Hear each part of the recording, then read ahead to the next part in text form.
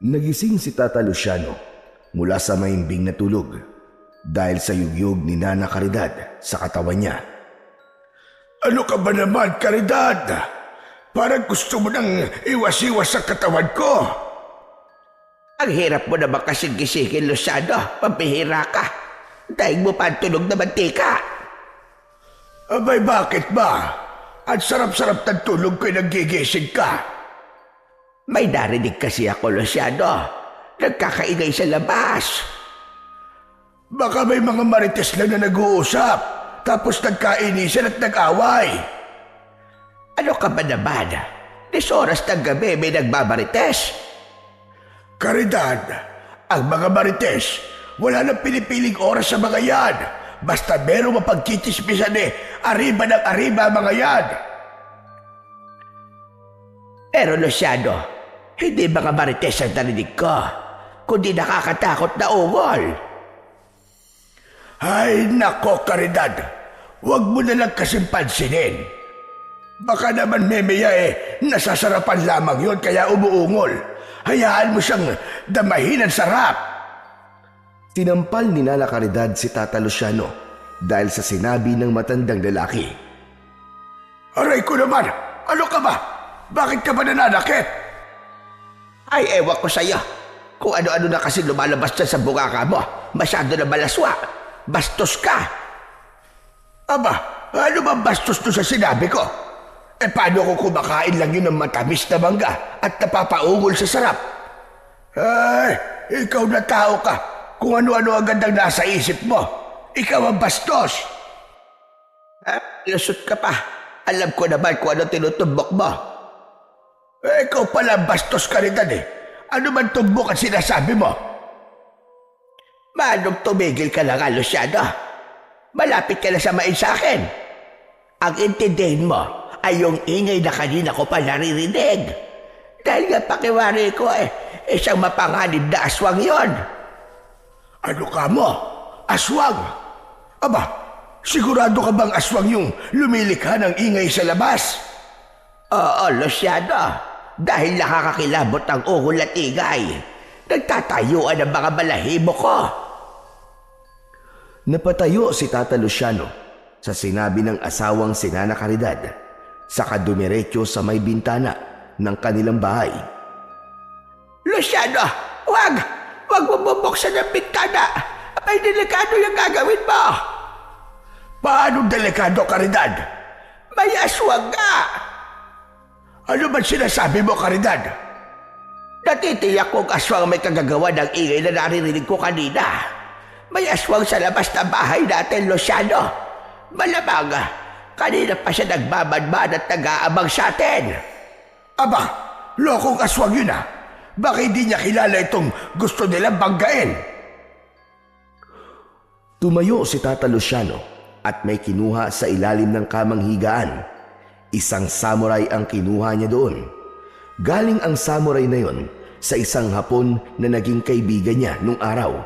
At minsang nanirahan sa kanila, may ilang dekada na rin ang nakalilipas. Aba, ano gagawin mo dyan, Luciano? Hindi ba sabi mo may aswang ka naririnig sa labas? Tignan ko lang kung hanggang saan ang yabang ng aswang na yon. Kahit anong uri pa siya ng aswang, kaya kong hatiin ang katawan niya. Hindi siya sasantuin ng samurai ko. Talagang magkakaputol-putol ang kanyang katawan. Aba, mag-iingat ka lamang, Luciano. Hindi na binuksan ni Tata Luciano ang bintana, kundi tumuloy na siya sa pintuan ng kanilang bahay. Mas mainam kung doon niya makikita ang aswang. Mas maluwag sa may pintuan at mas malaya siyang makakakilos para tagpasin ang katawan ng makikitang aswang. Binuksan ni Tata Luciano ang pinto ng kanyang bahay. Subalit walang anumang nilalang siyang nakita at nabungaran sa may pintuan. Oh, nakita mo na. Wala naman pala Malamang naduwag na ang aswang na yon dahil alam niyang napaghandaan ko siya. Natakot din siguro sa dala kong samurai. Subalit ang hindi alam ni Tata Luciano ay nakakubli lamang ang aswang na sinasabi ni Nana Caridad. Nasa gawing itaas ito ng bubong ng bahay at doon nakalambitin. Kaya nang bigla itong tumalon sa harapan ng matandang lalaki, ganun na lang ang gulat ni Tata Luciano. Ngumisi pa ng pagkalaki-laki sa harap ni Tata Luciano ang nakakatakot na aswang. Tumutulo pa ang laway nito. Agad namang iwinasiwas at panay ang haribas ng matandang lalaki sa aswang na nasa kanyang harapan. Subalit tila pinaglalaroan lang ng aswang si Tata Luciano. Wari ba ay nakikipagpatintero lang ang naturang halimaw sa hawak na samuray ng matandang lalaki. Hindi magawang tamaan ni Tata Luciano ang aswang na ang bawat galaw ay napakabilis. Nakita ng aswang na tila napapagod na ang matandang si Tata Luciano.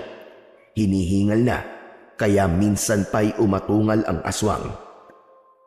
Ibinuka ang malaking bibig na may matatalas na ngipin.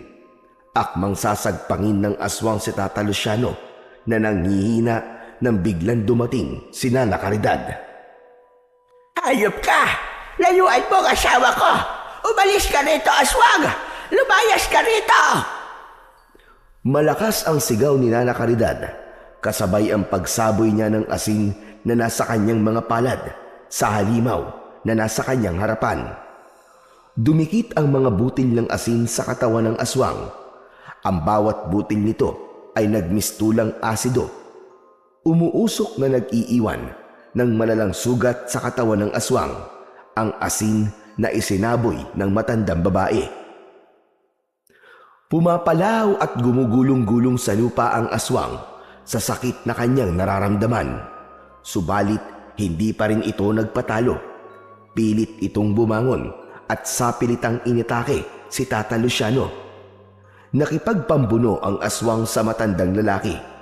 Nabitiwan ni Tata Luciano ang samuray dahil sa biglang pag-atake ng kampon ng kadiliman. Nasugatan ng aswang ang matandang lalaki. Labis naman ang pag-aalala ni Nana Caridad. Nakitang-kita ang nangyayaring sagupaan ng aswang at ng kanyang pinakamamahal na asawa. Kaya muli pa ay isinaboy ni Nana Caridad ang natitirang asin na hawak niya.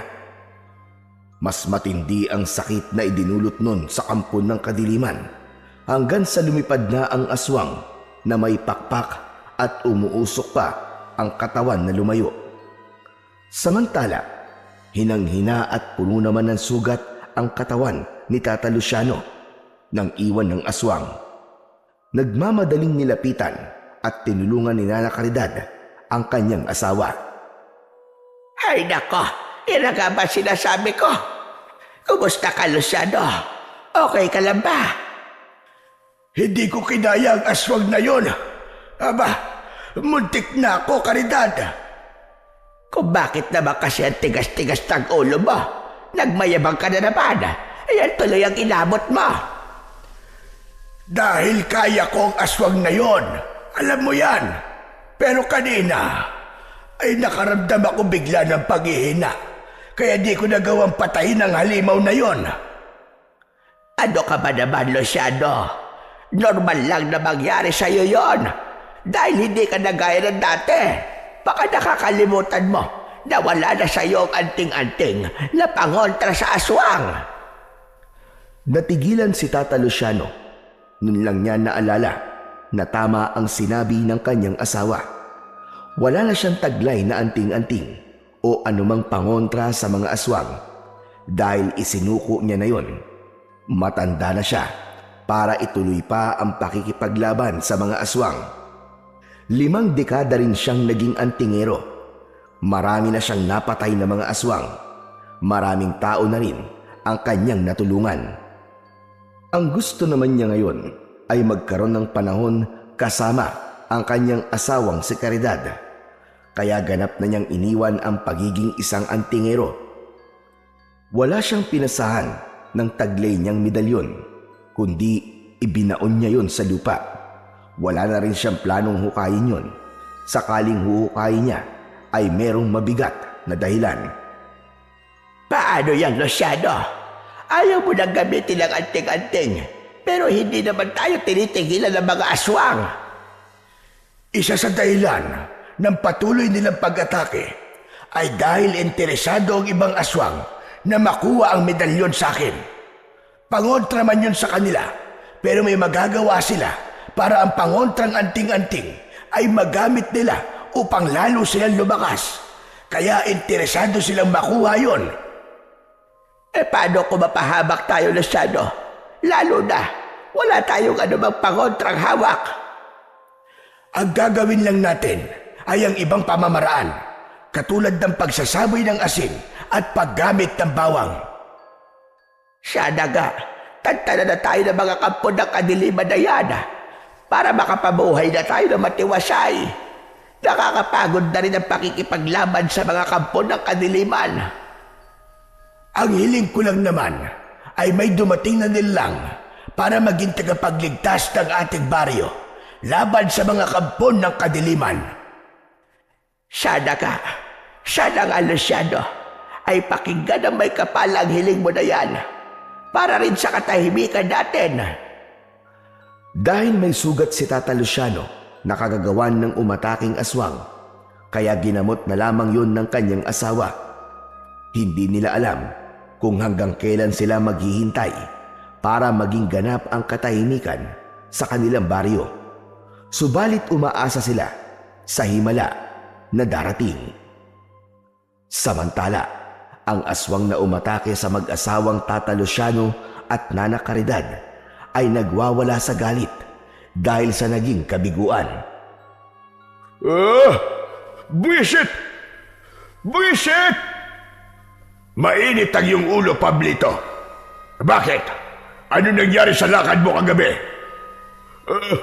Amo, yun nga ang dahilan kung bakit ako naiinis eh. May masamang nangyari sa pag-aasik mo ng lagim bilang aswang.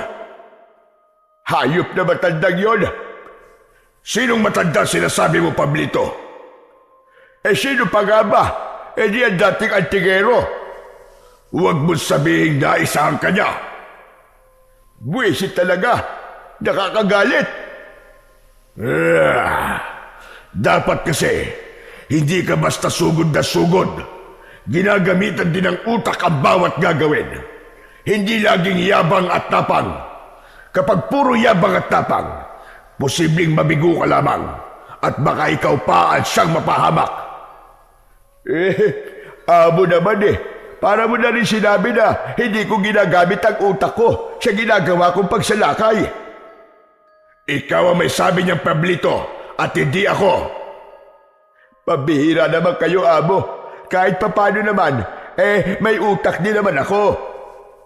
Pero hindi mo nga ginagamit, Pablito. O baka masyado nang maliit ang utak mo, Pablito, para makita mo pang meron kang utak. At dahil na rin dyan sa kahiligan mo. Aba, anong kahiligan, amo? May nalalaman ka tungkol sa akin? Oo naman. Ako pa ba? Alam na alam ko ang takbo ng utak mo, Pablito. Puro kalaswaan na nasa utak mo, kaya nasisira mga diskarte mo sa buhay. Amo naman sa atin na lang yun. Huwag mo na sana sabihin pa sa iba. Nakakahiya Kaya nga, mag-focus ka sa misyon mo, hindi yung magiging konsumisyon ka pa. Si Medrano ang pinuno ng mga aswang na nagkukuta sa baryo. Alalay niya si Pablito. Meron silang mahalagang pakay kina Tata Luciano. Kasama rin sa kanilang misyon ang palakasin ang kanilang grupo upang ganap na pagharian ng baryo at gawing balwarte ng mga aswang.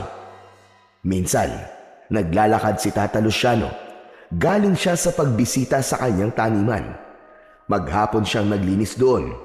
Inalis ang mga damong panira upang magkaroon ng maraming bunga ang mga pananim na gulay. Pagtatanim at pagtitinda ng gulay na ibinabagsak sa malapit na palengke ang pinagkakakitaan ni Tata Luciano at Nana Caridad. Papalubog na ang araw ng mga sandaling yon. Napagod sa maghapong trabaho sa bukid si Tata Luciano. Tuloy-tuloy ang kanyang paglalakad upang umuwi na. Bigla siyang napahinto dahil nararamdaman niyang kanina pa merong nakasunod sa kanya. Hindi niya mawari kung anong uri ng nilalang yun. Saglit na huminto ang matandang lalaki. Hinawakan ang puluhan ng itak na nakalagay sa kaluban at nakasabit sa kanyang bewang. Kung sino ka mang nilalang ka at may masama kang plano sa akin, huwag kang magkakamali dahil tatagpasin ko talaga ang leeg mo. Inihanda ng matandang lalaki ang sarili niya. Nababahala siya na baka binalikan ulit siya ng aswang na kanyang nakainkwentro nitong mga nakalipas lamang na araw. Pakiwari niya ay hindi siya titigil nito dahil nga may bagay itong nais kunin sa kanya.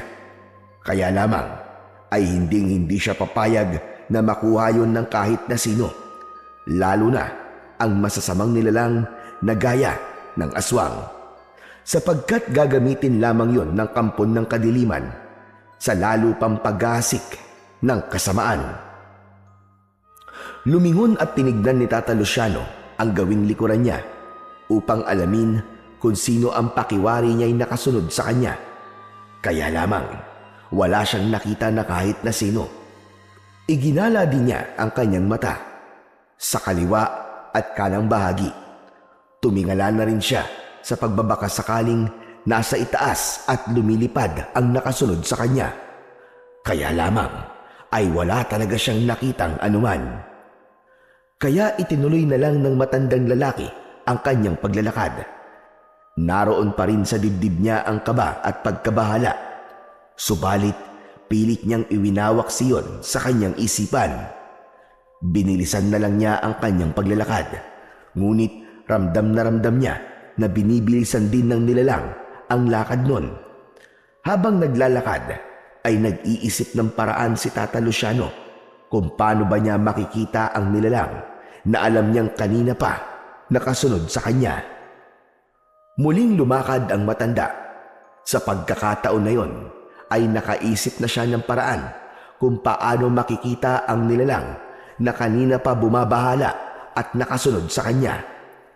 Kaya sa ilang paghakbang ng matandang lalaki ay bigla siyang huminto na nakabuka ng malapad ang kanyang dalawang hita. Saka biglang iniyuko ang kanyang kalahating katawan gamit ang bewang upang sumilip sa pagitan ng kanyang nakabukang hita kung ano ang nasa likuran niya. Kitang-kita niya ang nilalang.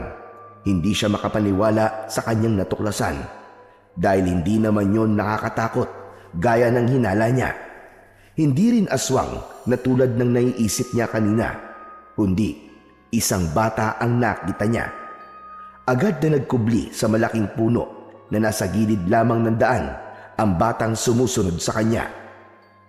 Nilapitan yon ng matandang lalaki. Sa halip na tumakbo ang bata dahil nalaman na ni Tata Luciano ang ginagawa niyang pagsunod kanina. Subalit, nanatiling nakakubli lang ito sa likod ng malaking puno. Aha! Ikaw pala yung kanina pa nakasunod sa akin, bata. Pasensya na po. Bakit mo ba ako sinusundan, ha? Wala po. Gusto ko lang. Ayos ka rin sumagot, ha? Basta gusto mo lang ako sundan. Ganun lang ba yun? Para sumama po sa inyo. Sa amin? Sa bahay ko? Opo. Napakunot ang noo ng matandang lalaki sa sagot ng bata. Napansin ni Tata Luciano na may kakaiba sa batang kaharap niya. Sa pakiwari niya ay nasa edad 10 hanggang 12 taong gulang ito. Nakasuot ng bahag at ang katawan ay merong iba't ibang marka o guhit ng mga hayop. Sinubukan pang kuskusin ng kanyang daliri ang mga nakadrawing sa katawan ng bata. Itim na tinta ang ginamit na pangguhit na tila permanente na. Kaya natiyak ni Tata Luciano na mga tato ang nasa katawan ng bata.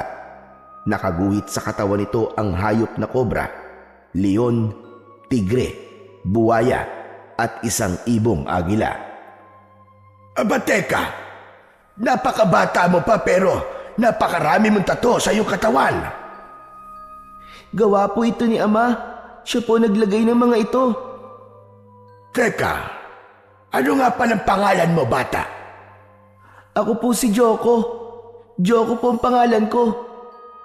Ako naman ay maaari mong tawaging Lolo Luciano. Saan ka nga pala galing, bata? Galing po ako sa malayong lugar. Saan yung malayong lugar na sinasabi mo? Basta sa malayo po. Sa kabila pa po ng mga bundok. Doon po ako nanggaling. Kung hindi ako nagkakamali, galing ka sa isang tribo.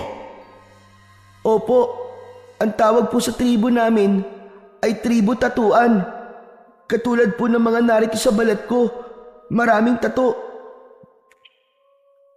Ang ibig mong sabihin halos lahat kayo sa inyong tribo, matanda o bata, ay may mga tattoo na sa katawan. Opo, tama po kayo. Maging mga babae po ay meron din po mga tato. Tama lang pala na tribo tatuan ang itawag sa inyo. Aba teka, bakit ka narito sa kapatagan at umalis ka sa inyo? Hindi na sumagot si Joko. Nakatingin lamang siya sa muka ni Tata Luciano. Nangingilid ang luha sa mga mata ng bata. Napansin naman yon ng matandang lalaki. Aba, may problema ka ba, Joko? Abay, parang gusto mong umiyak. Wala po ito. Hindi na pinilit pa ni Tata Luciano na sabihin ng bata kung bakit ito naiiyak. Kung malayo ang pinanggalingan mo, paano ka babalik doon? Ayoko na pong bumalik sa lugar namin, Lolo Luciano. Abay, bakit naman? May kinatatakutan ka ba doon? Umiling ang bata. Tila hindi pa siya handang magkwento at sabihin sa matandang kaharap ang tunay na dahilan ng pag-alis niya sa kanilang tribo. Ang tribo tatuan.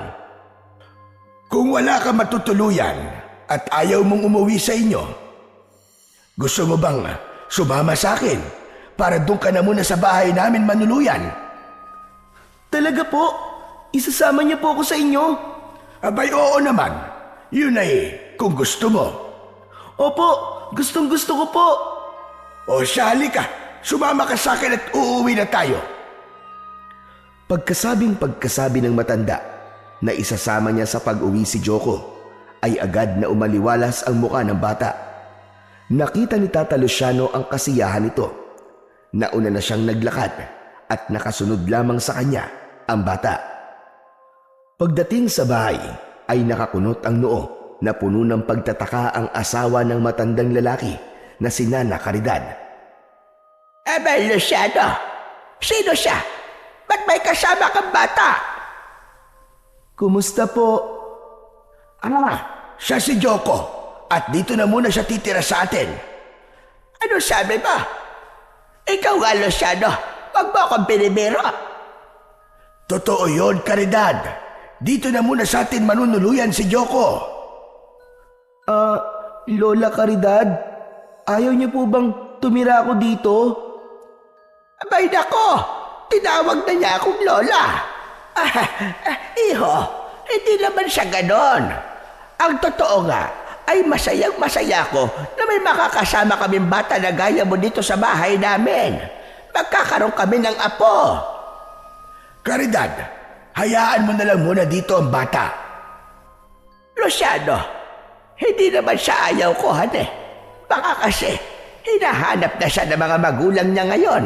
Tapos mamaya madamay pa tayo sa problema. At isipin ng mga magulang niya na kinuha natin ang kanilang anak. Huwag po kayo mag-alala, Lola Caridad. Hindi po mangyayari yun. Ang ibig mo sabihin hindi ka hahanapin ng mga magulang mo. Muli ay natahimik ang bata. Subalit sa pagkakataong yun, ay handa niya nang sabihin ang dahilan. Kanina tinanong kita kung bakit ayaw mong bumalik sa inyo. Dahil ba sa mga magulang mo? Ang totoo po niyan wala na po sila. Wala na po akong mga magulang. Patay na po sila pareho. Ay, pasensya ka na, iho. Kaya pala, hindi mo agad masabi sa akin. Hindi pa po natatagalan mula po nang mamatay sina ina at ama. Pati po mga lolo at mga kapatid ko. Ano bang nangyari? Sinalakay po ng kalabang tribo, ang tribo Tatuan. Kasamang namatay ang mga magulang ko. Tribo po na may laing aswang ang mga umatake sa amin. Marami po sila. At napakarami po nilang pinatay sa amin. At isa ko sa nakatakas at nakaligtas. Diyos ka mahabagin langit. Napakasama talaga ng mga aswang na yan. Mga walang awa, mga demonyo.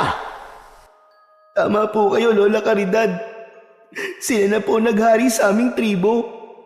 Ang mga hindi umalis at di napatay na mga aswang ay sumapi na po sa kanila.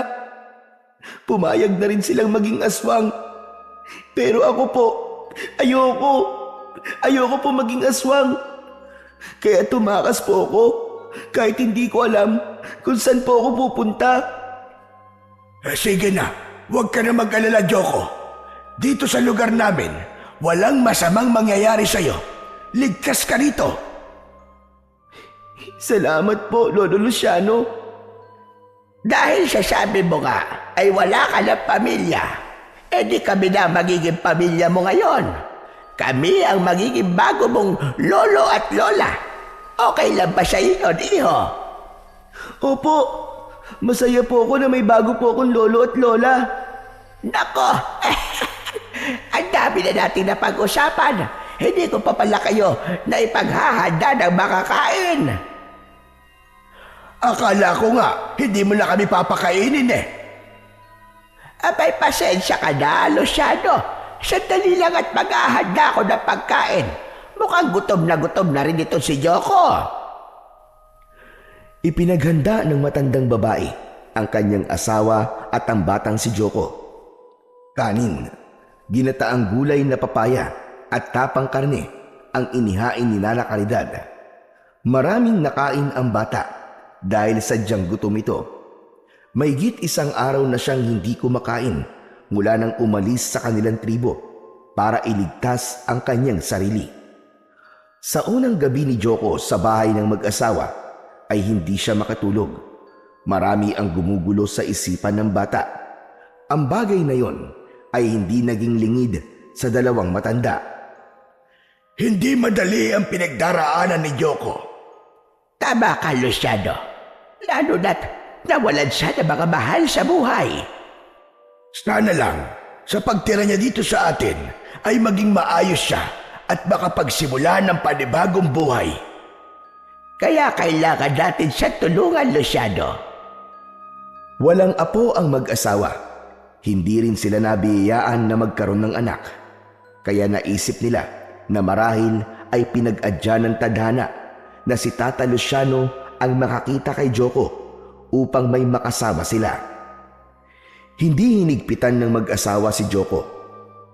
Hinayaan nilang lumabas ng bahay ang bata at gumala-gala ito dahil ang nais nila ay maging masaya ang bata at magkaroon ng mga bagong kaibigan para makalimutan ang masaklap na pangyayari sa buhay niya.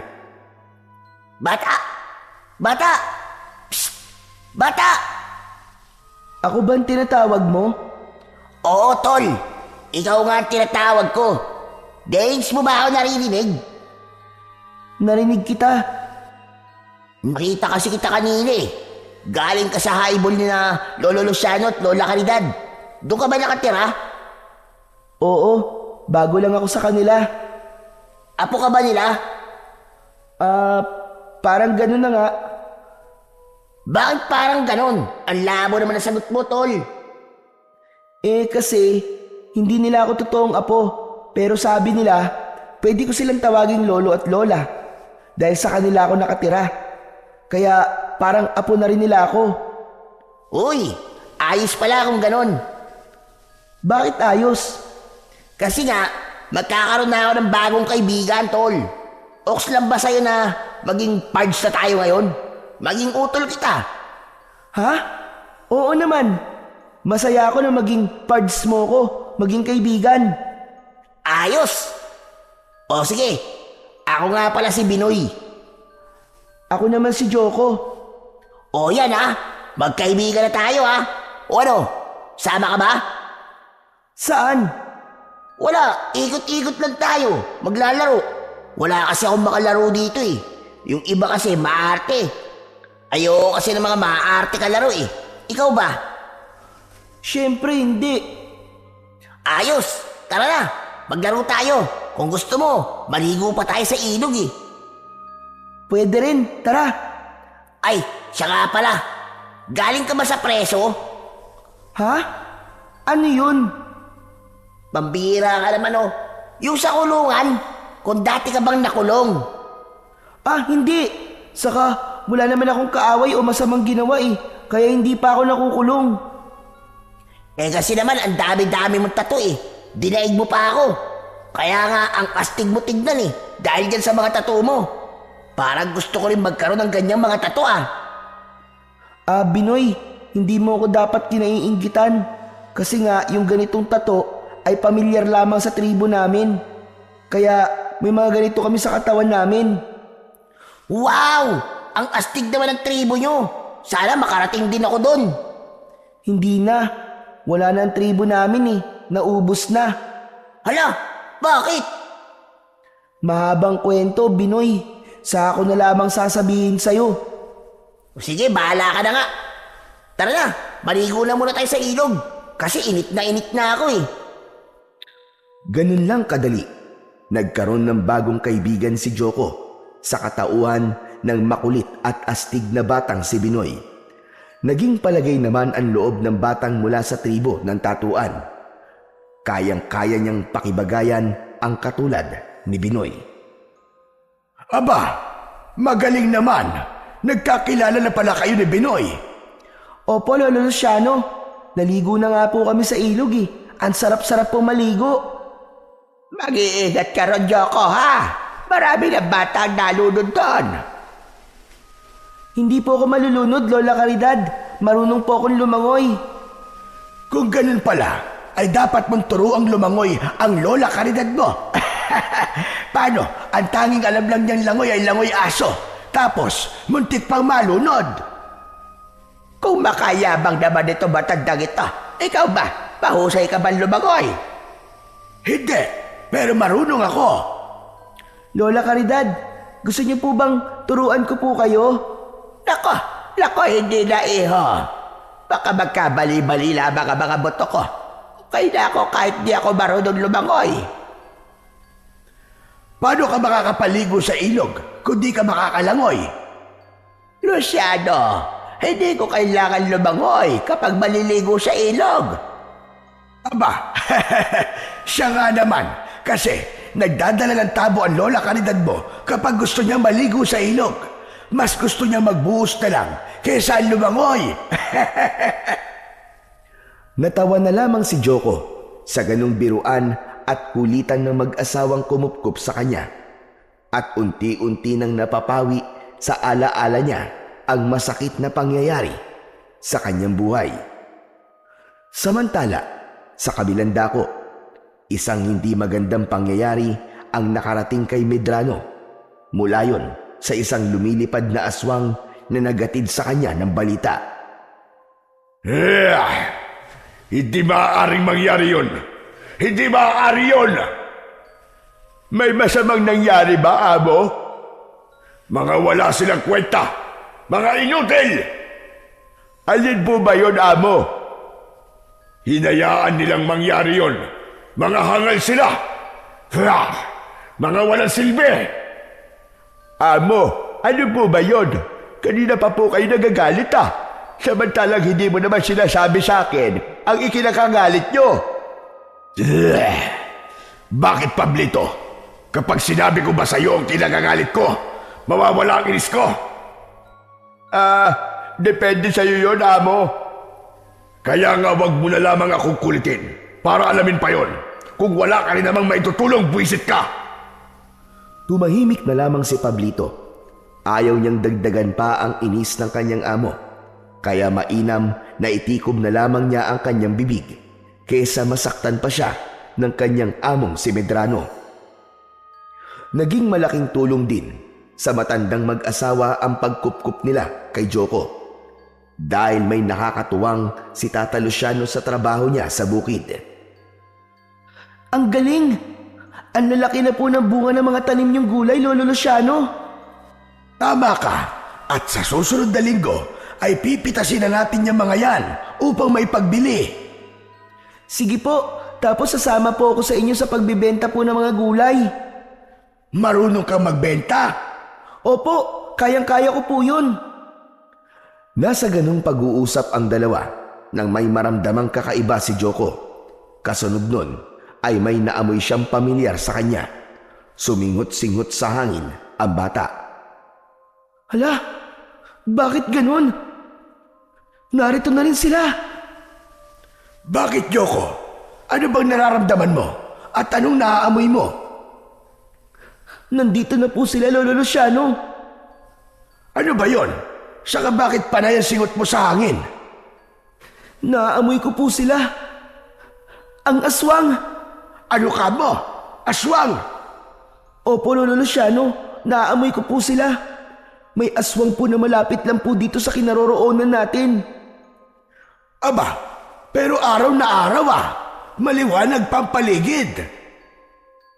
May mga aswang po na kayang gumala kahit araw.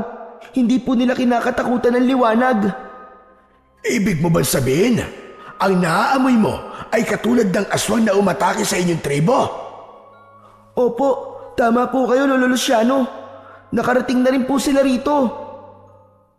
Ang totoo, Apo, ay may aswang na rin gumagala dito sa baryo bago ka ba dumating sa amin. Minsan na siya nagpakita sa akin. Kung ganun, posibleng yung aswang na naroon sa lugar mo ay kauri ng aswang na gumagala ngayon dito sa baryo, tama ba? Tama po kayo, Lolo Luciano. Maaring magkauri nga po sila dahil magkapareho po sila ng amoy. Pwede rin pong sila mismo mga aswang na narito ngayon sa baryo. Ako ang sadya ng aswang na naaamoy mo, Joko. Dahil meron siyang nais kunin sa akin. May ibig kunin po sa inyo? Tama ka, Apo. Yun ang binabalik-balikan niya. Pero pwede rin po ako ang pakay ng aswang na yun. Bakit naman? Nais din po nila akong kunin. Aba, bakit kanya kukunin? Para patayin po, Lolo Luciano, katulad ng ginawa nila sa pamilya ko. Ano ka mo? Umalis na po muna tayo dito, Lolo. Umuwi na po muna tayo. O sige, Joko. Tayo na munang umuwi.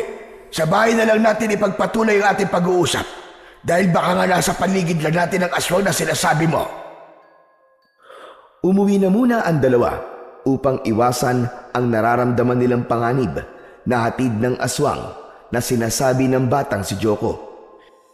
Dahil ayaw ng bata na may itago pa siya sa mga taong buong pusong nagtitiwala sa kanya. Kaya hindi niya kailangan maglihim pa sa mga ito. Totoo ba sinabi mo, Joko? Opo, Lolo Luciano. Kung ganon, hindi sila titigil para hanapin ka ng mga yon. Opo, Lola Caridad. Alam kong kahit saan po ako pumunta, ay pilit nilang aalamin kung nasan po ako. Pero bakit naman nila gagawin yun sa'yo? Oo nga naman, Joko. Anong dahilan? At gano'n na lamang ang hangad nilang makita ka. At sabi mo nga para patayin ka. Hindi ko rin po alam, Lola Caridad. Basta narinig ko lang po yun bago atakihin ng mga aswang ang tribo namin. May mahigpit na dahilan yun. At posibleng ikinakatakot nila. Kahit na ano pa yon, Luciano, isang bagay lang ang malinaw sa atin ngayon. Laging nasa panganib ang buhay ni Joko. Tama ka, Caridad. At ngayong nasa poder natin ang bata, ay obligasyon nating protektahan siya. Talaga po, Lolo Luciano? Abay, syempre naman, Joko. Di ba sabi namin sa'yo, apo ka na namin, kaya hindi kami papayag na may masamang mangyayari sa'yo. Saglit na natahimik ang bata. Nakatingin lamang ito sa dalawang matanda. Bakit, Apo? Nawalan ka na lang kibo dyan. May nasabi bang hindi maganda ang Lolo Luciano mo? Wala naman po, Lola. Bakit tatahimik ka? Aba teka, parang naiiyak ka yata, Joko. Kasi po, ang bait-bait niyo po sa akin eh. Nawala man po ang pamilya ko dahil sa mga aswang na umatake sa aming tribo. Andiyan naman po kayo para maging pamilya ko. Kaya po, sobra po ako nagpapasalamat kay Bathala dahil nakilala ko po kayo.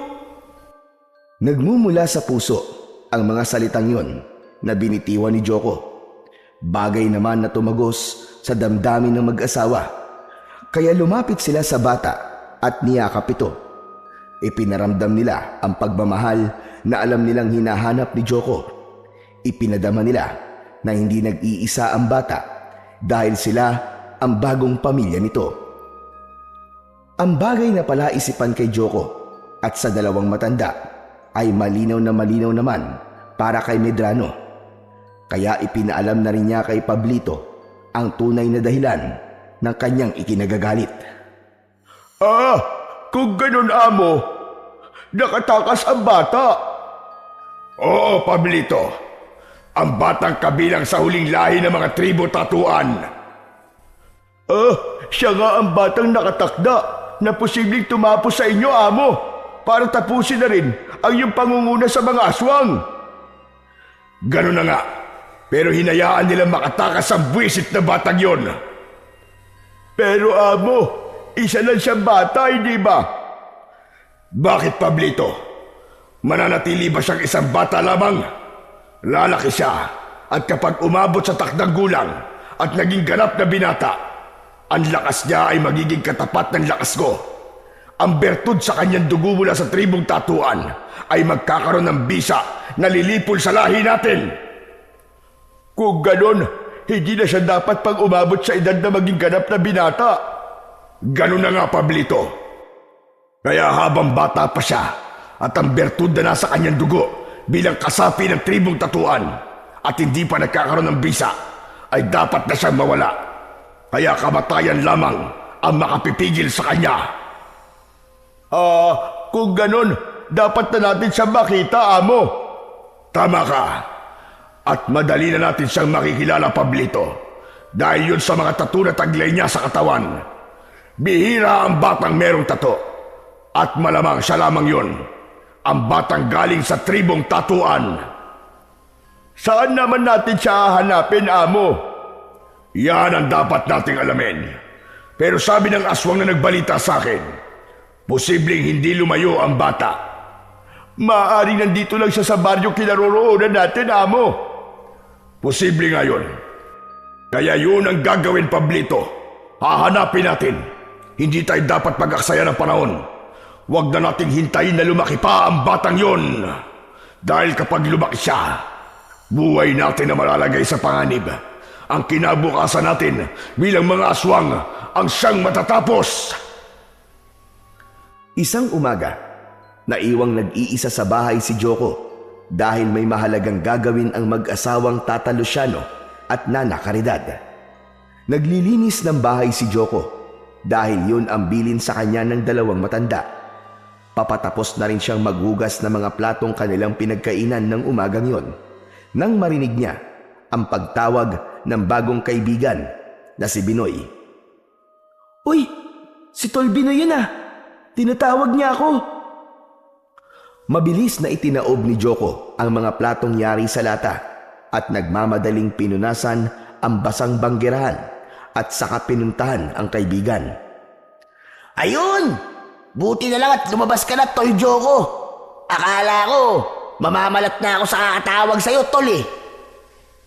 May ginagawa kasi ako, Binoy eh. Ba't ka ba nandito?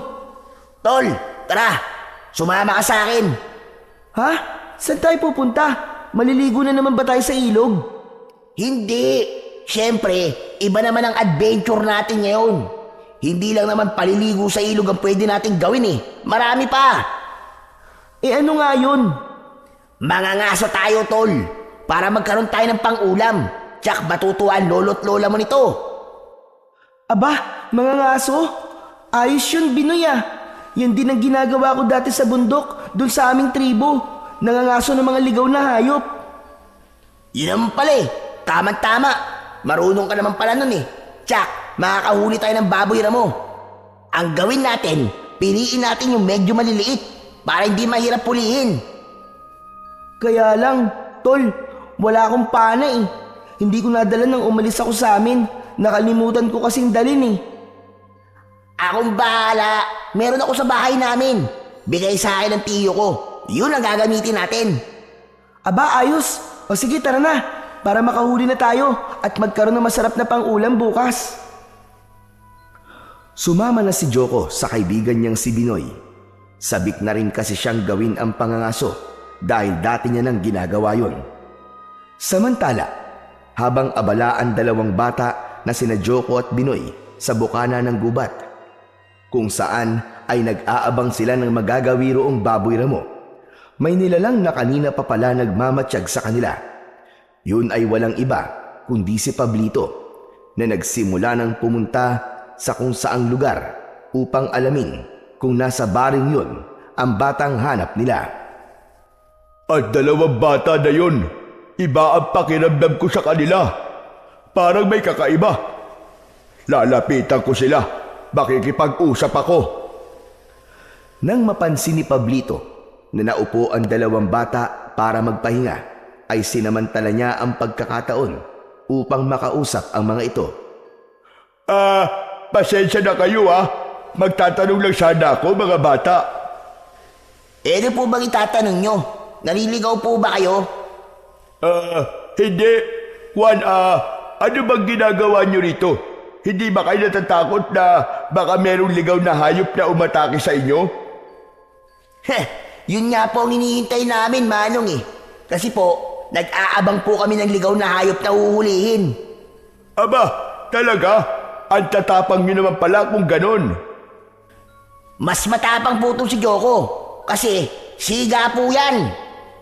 Ano ka mo? Siga? Paano naman siya naging siga? Marami po siyang tattoo sa katawan, kaya siga siya. Di ba? Kapag maraming tattoo, siga. Sigurado ka ba sa sinasabi mo, bata? Binoy po ang pangalan ko. Binoy. At itong kaibigan mo, Joko, tama ba ako? Opo. Joko, Utoy, maaari ko bang makita mga tattoo na sinasabi ng kaibigan mo? Kasi hindi pa ako nakakakita ng batang bordado ng tattoo sa katawan eh.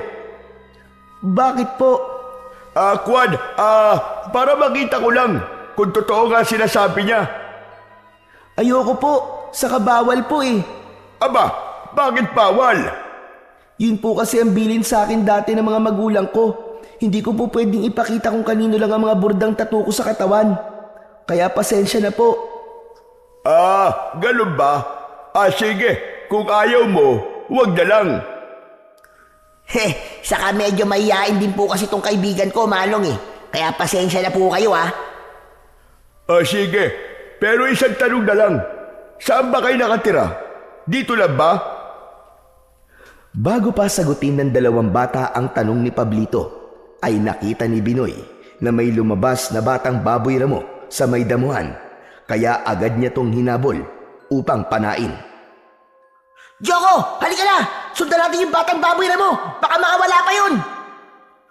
Oo, Binoy! Kailangan mahuli natin yun!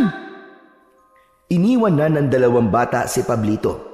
Sinundan na lamang niya ng tingin ang mga ito habang tumatakbo papalayo at hinahabol ang nakitang ligaw na hayop. Saka umalis na rin siya upang bumalik sa kanilang tirahan. Doon ay ibinalita niya kay Medrano ang kanyang natuklasan. Sigurado ka? Andito lang sa baryong ito ang batang hinahanap natin? Oo, amo. At Joko ang pangalan niya. Sigurado ka siya ang batang yon? Ang batang galing sa tribong tatuan? Oo, amo. Dahil nasabi ng batang kaibigan niya na bordado ng tato ang katawan ng bata. Nakita mo ba ang mga tato sa katawan niya? Hindi. Ayaw niyang ipakita, amo eh. Pero pinatunayan ng batang kasama niya na may mga tattoo nga ang batang yon. Pero hindi ka pa rin sigurado. Pero hindi ko ba nakita kung talaga may tattoo ka sa katawan ng bata? Ramdam ko, amo, siya ang batang hinahanap natin. Natitiyak ko yun. Kung ganon, aalamin natin kung saan nakatira ang batang sinasabi mo, Pablito, para makuha natin siya at nang matapos na ang ating misyon at di na tayo nababahala. Samantala, masayang umuwi ang dalawang bata dahil nakahuli sila ng baboy ramo. Ipinakatay nila yon kay Tata Luciano. Tuwang-tuwa rin si Binoy dahil ilang araw din nilang magiging ulam ang karne ng batang baboy ramo. Gayunpaman ang ginawa ni Joko at Binoy na pangangaso ay hindi ikinatuwa ni Tata Luciano, kaya sinabihan niya ang dalawang bata na wag na yung uulitin pa. Apo, wag sana sasaba ang loob mo sa akin, Pero para din yun sa kaligtasan mo. Bakit po, Lolo Luciano? Ikaw na rin ang may sabi na posibleng may humahanap sa'yo, hindi ba? Sabi mo pa nga ay maaaring aswang sila at gagawan ka ng masama. Pasensya na po kayo, Lolo. Ayos lang yun, Joko. Pero dapat doblein natin ang ating pag-iingat, lalo na't hindi natin kilala ang mga nilalang na maaaring humahanap sa'yo. Joko, ayaw namin ang lola mo na may masamang mangyari sa'yo. Sinunod na lang ng bata ang pakiusap ng kanyang lolo Luciano. Kapag pinupuntahan siya ni Binoy, ay tumatanggi na siyang sumama sa kaibigan, lalo na kung may kalayuan ang pupuntahan nila. Ikinalungkot naman yun ni Binoy, subalit ayaw ni Joko na sumama ang loob ng mga taong nagmamalasakit sa kanya. Hindi na pala kita pwedeng isama sa mga lakad ko, Tol. Pwede pa naman tayo maglaro, Binoy Pero ang gusto ni Lolo Luciano ay dito lang sa malapit. Huwag lalayo. Sige na nga. Tsaka, para hindi ka na rin nila pagalitan. Oo nga, Binoy. Ayaw ko rin kasi na mag-alala sila sa akin. Nalimitahan ang pag-alis-alis ni Joko ng bahay at pagpunta sa lugar na may kalayuan bilang pagsunod kay Tata Luciano. Ikinatuwa naman ng dalawang matanda ang bagay na yon. Ang ibig lang sabihin ay iginagalang ng bata ang kanilang desisyon. Isang gabi na ang katahimikan ay namayani at ang liwanag ng buwan ay tila merong nais ipahiwatig. Dalawang anino ang kanina pa umiikot sa bahay ni Tata Luciano at Nana Caridad. Sila ay walang iba kundi ang mag-among Medrano at Pablito. Naging madali lamang sa kanila na tuntunin ang kinaroroonan ni Joko. Malakas ang pakiramdam ko, Pablito. Ang bahay na yan, diyan nakatira ang ating pakay. Yun din ang pakiramdam ko, Amo. Kailangan natin makuha ang batang sinasabi mo. Pero, Amo, sarado-sarado ang bahay. Kaya nga gagawa tayo ng paraan upang mapalabas sila. Kapag lumabas ng bahay ang mga nakatira dyan, malaya na nating makukuha ang bata. Kaya gumilid na lamang ang mag-amo at saka nagbago ang kanilang mga anyo. Naging aswang korkor ang mga ito, uri ng aswang na maaaring maging kawangis ng hayop na leon o kaya naman ay kagaya ng isang baboy ramo. Subalit ang ingay na likha ay katunog ng kanilang pangalan, kaya sila tinawag na aswang korkor. Sa loob ng bahay ay mahimbing na natutulog ang mga taong doon ay nakatira. Maya-maya pa ay gumalaw sa pagkakahiga si Nana Caridad. Nakaramdam siya ng panunubig at kailangan niyang magtungo sa palikuran. Bumangon siya sa pagkakahiga. Hindi pa siya nakakalabas ng pintuan upang magtungo sa palikuran na nakahiwalay sa kanilang bahay nang makarinig siya ng ingay. Aba, anong ingay yon? May mabibigat ding yabag at may tunog na parang sinasabing, "Korkor!" Pinakinggang mabuti ng matandang babae ang naririnig na tunog. Ang tunog na yon ay likha ng mga aswang korkor na tila binabanggit ang kanilang katawagan. Baka kung ano lang siguro yon. Kailangan ko na talaga lumabas ng bahay. Abay, sumasakit na ang pantog ko. Naglakad na si Nanay Caridad at tinungo ang pintuan upang lumabas. Pagbukas niya ng pinto, ay agad na bumungad sa kanya ang aswang na kurkur. Napasigaw siya ng malakas. Narinig yun ng asawang si Tata Luciano na biglang napabangon. Nakita niyang wala sa kanyang tabi ang asawa, kaya agad nitong tinungo ang pintuan. Kitang-kita niya na bihag ng aswang ang kanyang asawa. Walang hiya kang halimaw ka! Anong gagawin mo sa asawa ko? Pakawalan mo siya! Umatungal lamang ang aswang. Nagmamadaling kinuha ng matandang lalaki ang kanyang samurai para harapin ang aswang. Bitiwan mo siya! Ako ang harapin mo!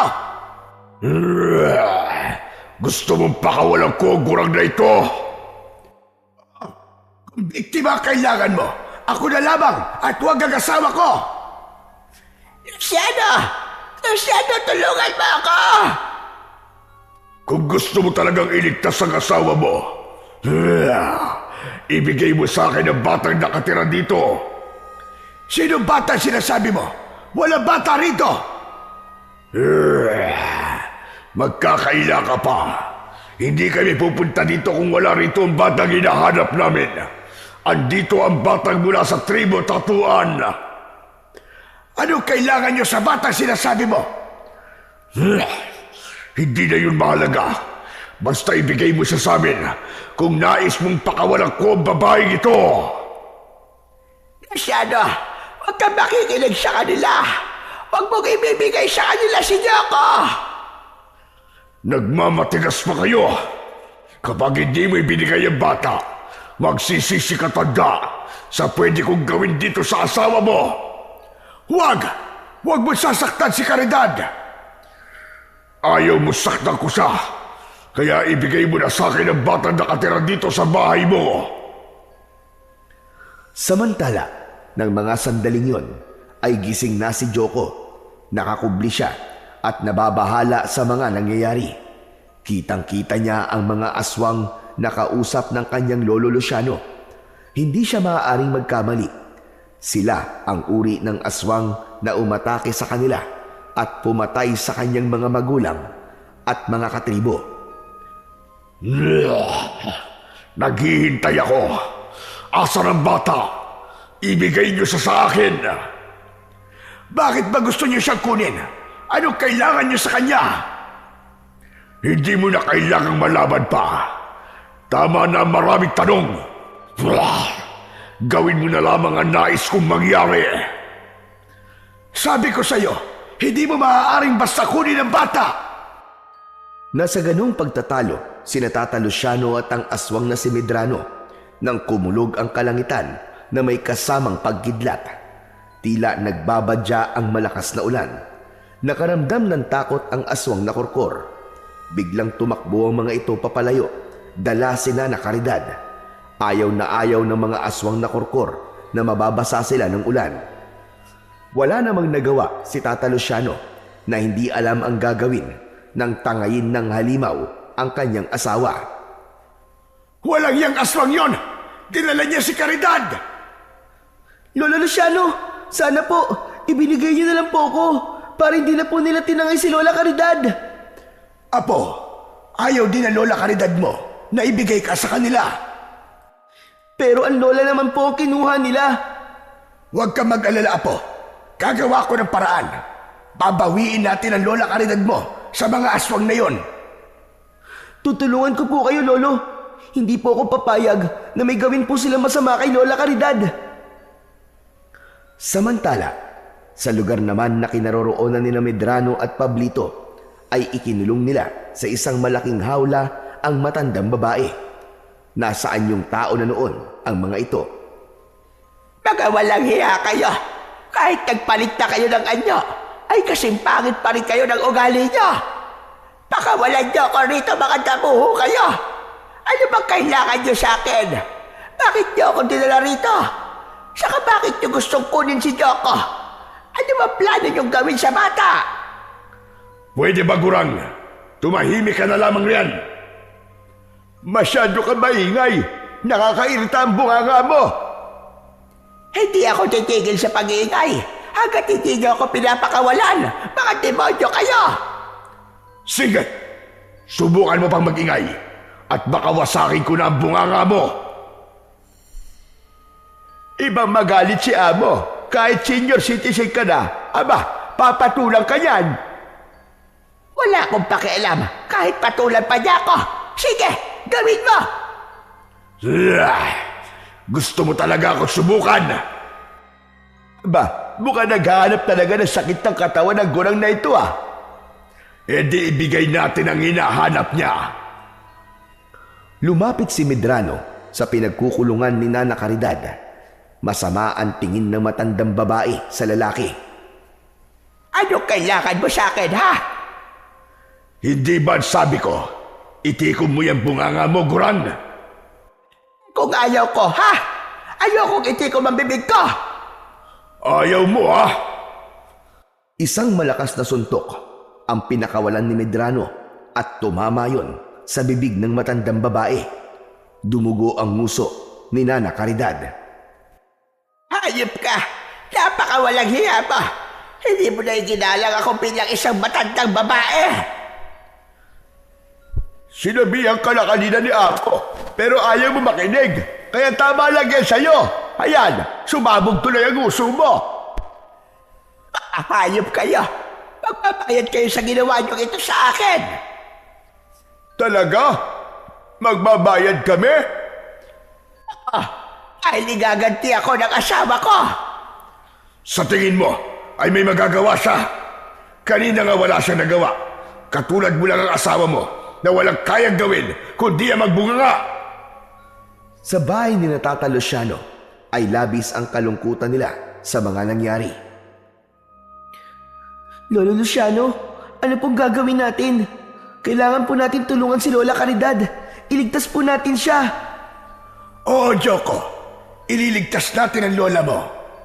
Pero, paano po? Mapanganib po mga aswang na korkor. Merong paraan, Joko. Halika, sumama ka sa akin. Meron tayong kukunin. Malaki ang maitutulong nun sa gagawin natin pagliligtas sa Lola Caridad mo. Isinama ni Tata Luciano sa likod ng bahay si Joko. Hinanap niya ang kapirasong buhay na bato na siyang pananda. Agad naman niya itong nakita.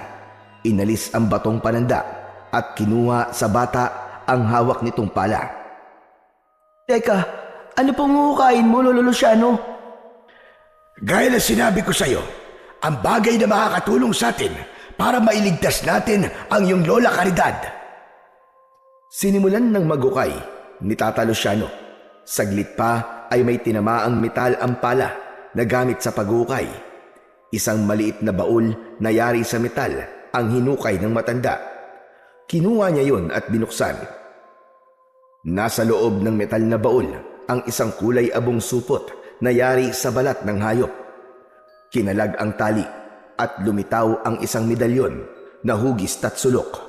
May nakaukit na araw sa medalyon at ang gitna ng araw ay nakaukit naman ang isang nakadilat na mata. Kinuskus pa yon ni Tata Luciano. Ano po yan, Lolo?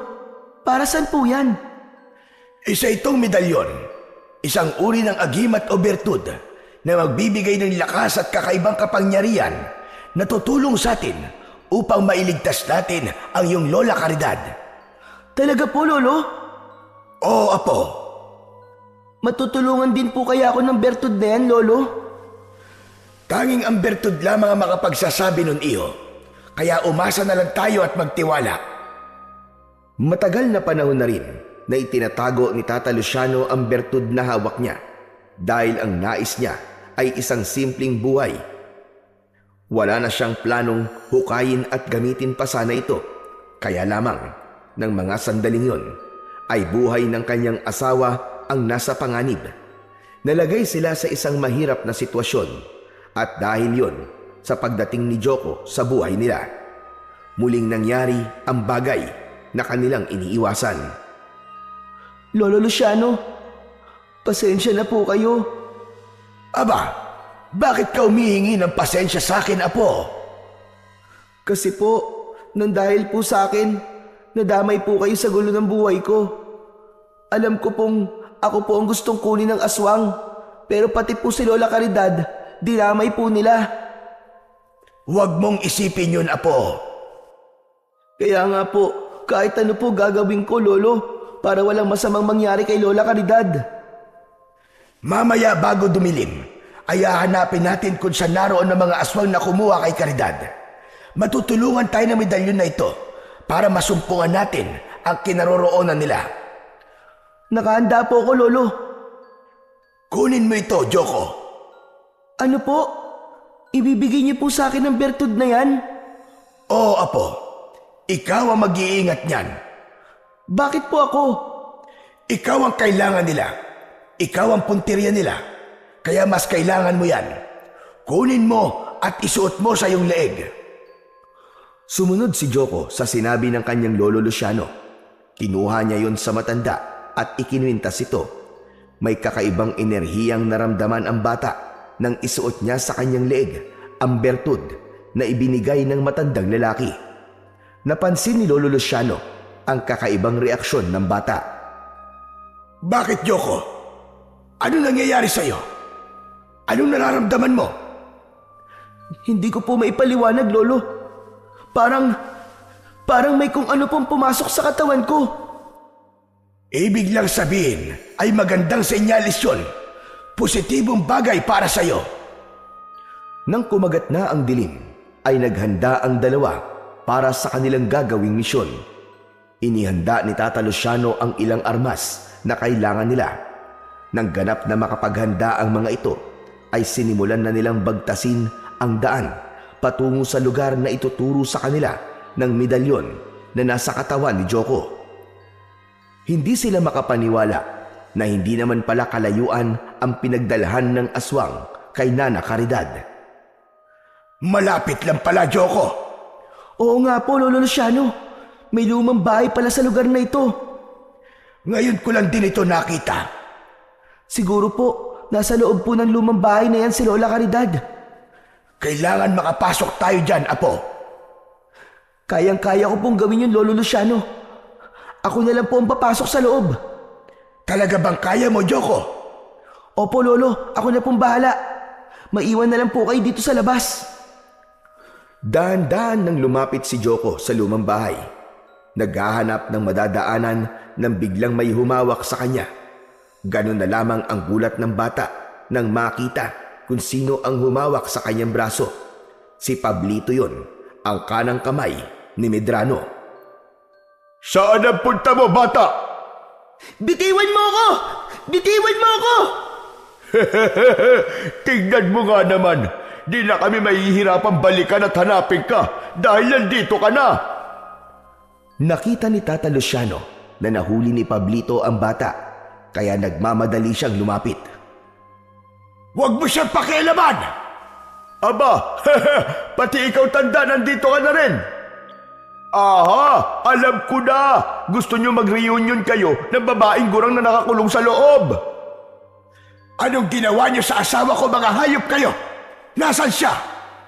Kalma lang. Buhay na buhay pa siya. Yun nga lang, sabog ang uso. Mga hayop kayo. Sinaktan niyo ang asawa ko. Sinaktan niyo si Lola? Aba, kasalanan niya eh. Masyado kasi matabil ang bibig. Parang Armalite. Napiko ng amo ko. Kaya yun, pinatikim ng suntok sa bunganga. Mga walang hiya kayo. Hindi na kayo naawa sa asawa ko. Teka. Kay amo ka magalit dahil siya sumuntok sa bunganga ng asawa mo. Nang sandaling yon, ay naroon na rin pala si Medrano papalapit sa kanila. Kaya sumabat na sa kanilang pagtatalo. Bakit tanda? Anong gagawin mo sa akin? Dahil sinapak ko ang asawa mo. Hayop ka! Magbabayad ka!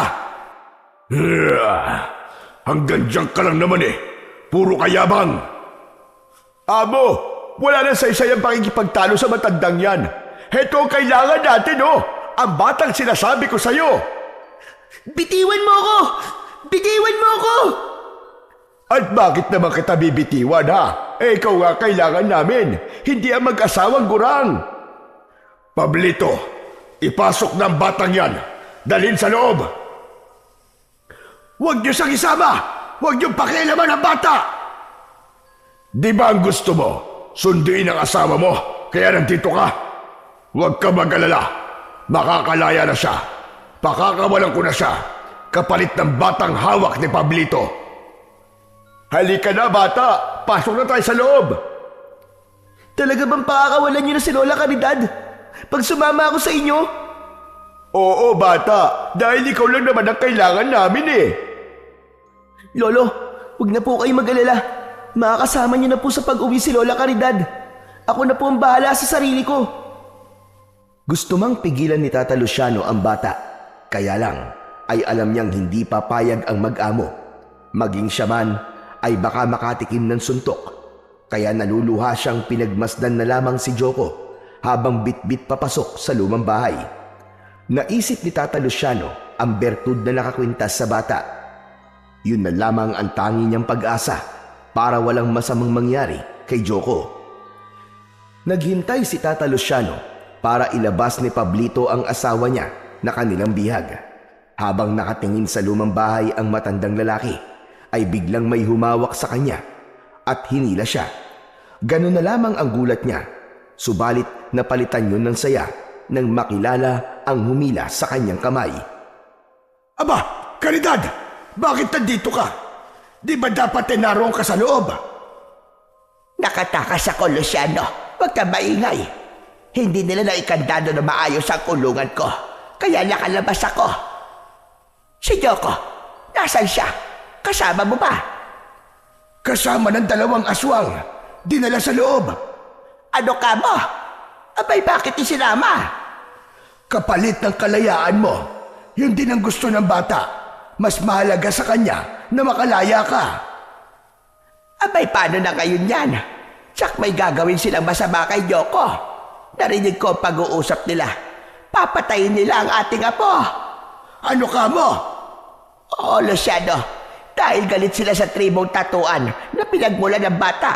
At isa pa, si Joko daw ang posibleng pumatay sa kanila pagdating ng takdang panahon at lilipol sa mga aswang na gaya nila. Ngayon hawak na nila ang bata. Tsak papatayin nila ang apo natin. Anong gagawin natin, Luciano? Caridad, huwag ka mag-alala. Nagtitiwala ako sa bertud. Ano ka mo? Ano, Bertod? Ang medalyon, Caridad. Hinukay ko dahil kailangan. At dala yun ni Joko ngayon. Akala ko ba, kinalimutan mo na ang paggamit noon? Dapat sana'y ganun ang plano ko. Pero dahil sa mga nangyari, wala akong ibang alam na paraan kundi gamitin uli ang agimat para sa kaligtasan mo. At ngayon ay para sa kaligtasan na ni Joko. Sa loob ng bahay, kasama ni Medrano at Pablito si Joko upang puntahan ang pinagkulungan nila kay Nana Caridad. Ganon na lamang ang kanilang gulat nang makita na bukas ang kulungan at wala na sa loob ang matandang babae. Aba! Amo! Amo, nakawala siya! Nakawala ang matandang babae! Hindi mo inayos ang kandado ng kulungan, kaya nakawala siya! Nasaan ang Lola Caridad ko? Hindi namin alam. Diyan sa kulungan na yan nakakulong ang lola mo eh. Pero nakatakas siya. Amo, anong gagawin natin ngayon? Pabayaan mo na matandang gurang na yun. Tutal, hindi naman talaga natin siya kailangan. Ang batang kasama natin ngayon, ang importante. Salamat at wala na rito si Lola Caridad. Siguro, magkasama na sila ni Lolo Luciano. Sabi nga ni Amo, ay hindi naman talaga sila importante dahil ikaw lang ang kailangan namin. Ano po bang gagawin niyo sa akin? Malalaman mo rin mamaya, bata. Pablito, ikaw na muna ang bahala sa batang yan at may mga dapat lang akong ihanda. Iahanda ko ang mga kailangan sa ritual na gagawin para sa gagawin pag-aalay sa batang yan.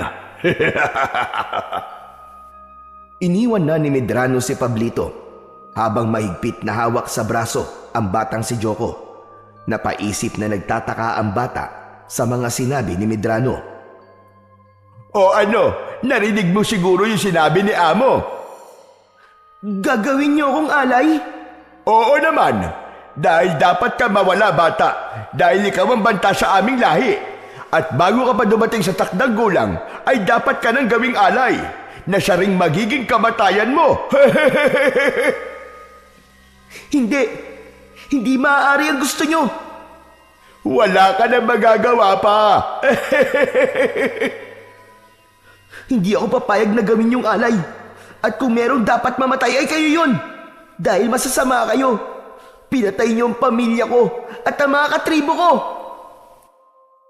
Minsan pa ay naalala ni Joko ang naging kalupitan sa kanilang mga ninuno at katribo ng mga aswang nakauri ni Medrano at Pablito. Nagpupuyos ang kalooban niya dahil sa galit at poot. Mga hayop kayo! Kayo ang masasama! Sayang lamang ang galit mo, bata. Wala ka na magagawa. Mahigpit ang pagkakahawak ni Pablito sa braso ng bata at planong ipasok sa kulungan na dati pinagkulungan kay Lola Caridad. Subalit bago pa maipasok si Joko sa loob ng kulungan, ay isang madiing kagat ang ipinatikim ng bata sa lalaking may hawak sa kanya. Napasigaw si Pablito sa labis na sakit. Aray ko! Walang iya kang bata ka! Kinagat mo ko! Dapat lang sa iyan! Dahil sa lakas at diin ng pagkakakagat ng bata sa braso ni Pablito, ay nabitiwan niya si Joko. Kaya sinamantala yun ng bata upang makatakbo siya papalayo. Hoy! Saan ka pupunta? Huwag kang umalis, bata! Bumalik ka rito! Lako po! Malilintikan ako nito kay Amo! Hoy! Bumalik ka rito! Mabilis ang kilos ni Joko. Bago pa siya nagawang habulin ni Pablito, ay nakapagtago na siya. Pero alam ng lalaki na hindi pa nakakalayo ang bata. Kaya lamang ay ininda nito ang ginawang pagkagat ni Joko. Madiin ang pagkakakagat na lumika ng sugat. Aray ko! Ang sakit ng braso ko Walang iyang batang yon. Bumaon ang ngipin niya. Samantala, humanap naman si Joko ng ligtas na lugar na kanyang mapagtataguan. Pero hindi pa siya nakakalabas ng malaki at lumang bahay. Dito muna ako magtatago. Hindi nila ako dapat makita dahil siguradong tototohanin nila yung sinabi kanina ni Mang Pablito. Gagawin nila akong alay. Ibig sabihin papatayin nila ako. Hindi ako makapapayag na gawin nila sa akin yun. Sa labas naman ng lumang bahay ay hindi pa rin umaalis ang mag-asawang Tata Luciano at Nana Caridad. Hindi nila kayang umalis doon na hindi kasama ang bata. Hindi maaaring wala tayong gawin, Caridad. Anong gagawin natin, Luciano? Papasok tayo sa loob ng lumang bahay na yan. Ililigtas natin si Joko. Pero Luciano, lubhang mapanganib ang mga lalaking yun na nasa loob. Mga aswang sila. Paano natin sila aharapin kung naroon kay Joko o medalyon na sinasabi mo? May iba pa akong inihanda, Caridad. Ano naman yun, Luciano? Ang buntot ng pagi na matagal ko ng armas. Nabitbit ko yon. Maging ang lubid na ibinabad sa tubig asin na may kasamang bawang. Magagamit natin itong sandata laban sa mga aswang. Papasok na ba tayo sa loob ng bakuran ng lumang bahay? Oo, Caridad. Mahalaga ang bawat sandali. Baka kung ano na ang gawin nila kay Joko. Kaya naghanda na ang mag-asawa upang pumasok sa loob ng bakuran, maging sa mismong sa loob ng bahay. Dahil doon dinala ng dalawang aswang si Joko. Galit na galit naman si Medrano nang malaman ang nangyari. Isang malakas na batok ang pinakawalan nito na tumama kay Pablito. Hungang ka talaga kahit kailan na! Aray ko naman, Amo! Masyado ka mapanakit! Paano hindi kita sasaktan? Malaki kang gunggong! Malaking kapalpakan ang ginawa mong hinayupa ka! Hawak mo na! Pinakawalan mo pa ang bata! Amo, kinagat ako Hayan nga, tignan mo ang braso ko. Nag-iwan pa ng marka kanyang ngipin. Napakalalim ng pagkakabaon. Ano bang pakialam ko dyan? Baka gusto mong ako naman ang kumagat sa'yo at puntiryahin ko ang leg mo. Amo naman, magkakampi tayo, di ba? Oo nga, pero nakakapikong ka na maging kakampi, Pablito. Paano ngayon yan? Saan natin hahanapin ang batang si Joko? Amo, kumalma ka lang. Andyan lang yun. Hindi yung basta makakaalis dito. Hindi yung basta makakalayo. Kaya alam ko nariyan lang yun sa malapit. Baka nga narito pa sa loob ng ating bakuran at hindi pa siya nakakalabas. Gano'n naman pala. Ano pang hinihintay mo, Pablito? Hanapin mo na siya. Naihanda ko na mga gagamitin sa pag-aalay. Ang batang yun na lamang ang ating kailangan. Sige na, kumilos ka na, Pablito. Bilisan mo! Opo, amo. Ito na nga po. Wala nang nagawa si Pablito, kundi ang sundin ang utos ni Medrano. Hindi pwedeng magalit uli ito sa kanya, kundi higit pa sa ginawang pagbatok ang posible nitong gawin. Nakapasok na rin ang dalawang matanda sa bakuran ng malaki at lumang bahay na tirahan ng dalawang aswang. Maingat silang nakakubli at nag-aabang ng mangyayari hanggang sa makahanap sila ng tiyempo at nakapasok na nga ng tuluyan sa loob ng bahay. Tinungo ni Nana Caridad habang nakasunod ang asawa ang lugar kung saan siya ikinulong. Nagbabaka sakaling dun dinala ang batang si Joko. Diyan, Luciano, sa malaking hawla na yan. Diyan ako ikinulong. Subalit, bakit wala dyan ang apo natin? Nagtataka nga rin ako, Luciano, kung nasaan ang bata. Bakit wala siya sa loob ng malaking hawla na yan? Baka sa ibang silid siya ikinulong. Sana nga ay ganun, Luciano. Pero lubhan na ako nag-aalala. Baka pinatay na nila si Joko. Hindi mangyayari yung Caridad. Bago pa nila mapatay ang apo natin, tiyak na magkakaroon muna ng matinding paglalaban. Dahil taglay niya ang medalyon, hindi magiging madali para sa kanila na patayin ang bata. Pero Luciano, nasaan ang apo natin? Hindi kaya, katulad na nangyari sa iyo kanina, nakatakas din siya. Abay, sana'y ganun nga ang nangyari. Hindi pa rin umaalis sa kanyang pinagtataguan si Joko. Bagamat naiinip na siya sa pagtatago, pero mas ligtas siya sa kanyang kinalalagyan. Habang paikot-ikot naman si Pablito at pilit na hinahanap ang kinaroroonan ng bata. Makita lang kita, bata ka. Titirisin talaga kita. At kung kanina'y kinagat mo ang braso ko, leeg mo naman nakakagatin ko, buwisit ka. Nanggigigil na talaga ako sa'yo.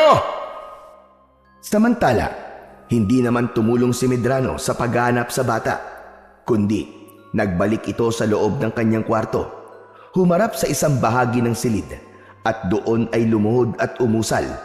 Kung anuman ang dahilan ng ginagawa niyang yon, ay siya lamang ang nakakaalam. Subalit, tiyak yun na may kinalaman yon sa plano niya kay Joko. Matyaga pa rin sa paghahanap at pag-iikot si Pablito. Malakas ang kutob niyang hindi pa nakakalayo ang bata. Habang patuloy sa paghahanap ang lalaki, ay nakarinig siya ng ilang kaluskos at tila may bagay na bumagsak. Aha! Sabi ko na nga andito pa ang batang yon. Wala ka ng kawala ngayon. Humanda ka sa akin. Pilit na pinakikiramdaman ni Pablito ang pinagmulan ng ingay na narinig niya. Saka ito dahan-dahang lumapit. Mas naging matibay ang kutob ng lalaki nang malakas na pagbahing ang kanyang narinig. Batang sipunin, makikita na kita. Diyan ka lang pala nagtatago sa likod ng mga tambak na lumang gamit, ha? Huli ka! Huli ka rin! Ano? Kayo? Aba, bakit nandito pa kayo? Oo, nandito pa rin kami. Nasaan ang apo namin? Saan mo siya dinala? Engot ka rin, no? Hinahanap ko nga rin siya dahil nawawala. Ano ka mo? Nawawala si Joko? Oo nga, ano ka ba't paulit-ulit ka? Paano nawawala? Kasama mo siya na pumasok kayo dito sa loob ng bahay. Biyag niyo siya, hindi ba? Maigpit pa nga ang pagkakahawak mo sa braso niya. Nakawala nga siya, kaya hinahanap ko. Napakamalas ko pa naman na kayo pa ang nakita ko. Teka, may naisip ako para mapalitaw ko na ang batang yon. Anong iniisip mong hayop kang aswang ka? Ano pa nga ba? Di magkasama ko kayong ilalagay sa kulungan. Ewan ko na lang kung di pa lumitaw ang batang yon. Dahil tsak na hindi yung papayag na ikulong ko kayo. Kung kakayanin mo kaming ikulong, bakit hindi?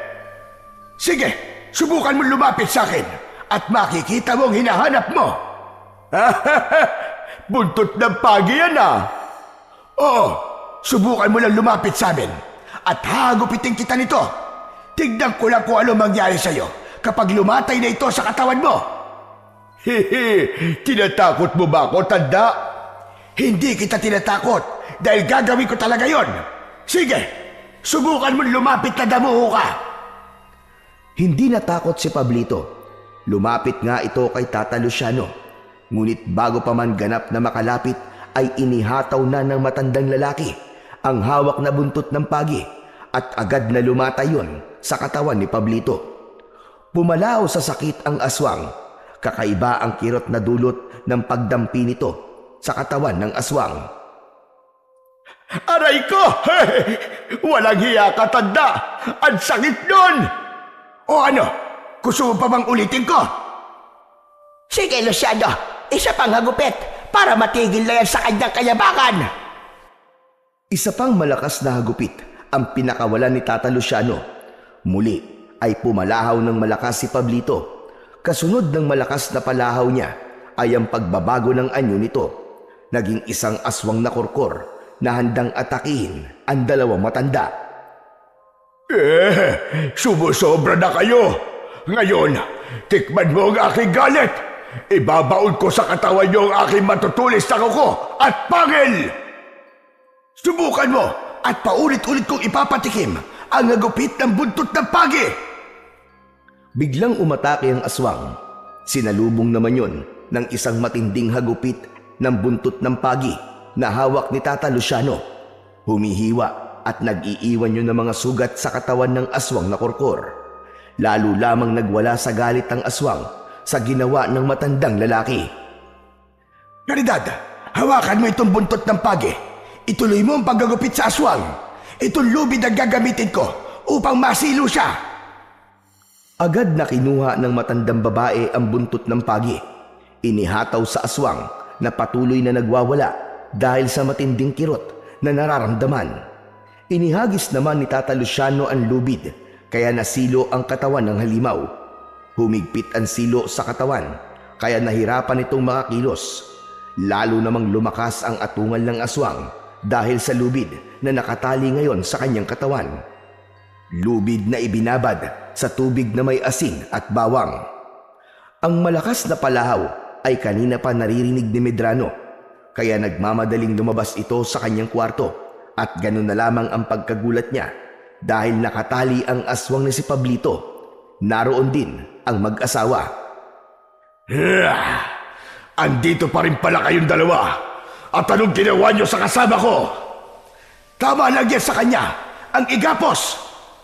Ikaw naman, isa kang aswang, kaya matutulad ka rin sa kasama mo. Yun ang akala niyo. Sa harapan ng dalawang matanda ay biglang nagbago ang anyo ni Medrano. Gaya ni Pablito ay naging aswang na korkor ito. Agad na dinaluhong ang mag-asawang kaharap. Subalit nakahanda si Nana Caridad. Isinalubong niya ang buntot ng pagi. Paulit-ulit na iwinasiwas at inihagupit yon sa katawan ng aswang na si Medrano. Kung paanong pumalahaw si Pablito nang matikman ang hagupit ng buntot ng pagi, ay ganun din si Medrano. Nagwala ito ng gusto at pilit na inaatake ang dalawang matanda. Subalit nahahadlangan ng hagupit mula sa buntot ng pagi. Dahil sa pakikipaglaban ng dalawang matanda sa mga aswang, hindi yun kinaya ng katawan ni Nana Caridad. Nakaramdam siya ng panghihina at tila hirap ng huminga. Nakita ni Tata Luciano ang nangyayari sa kanyang asawa na nabitiwan ang hawak na buntot ng pagi. Napaupo at napahiga sa lupa ang matandang babae.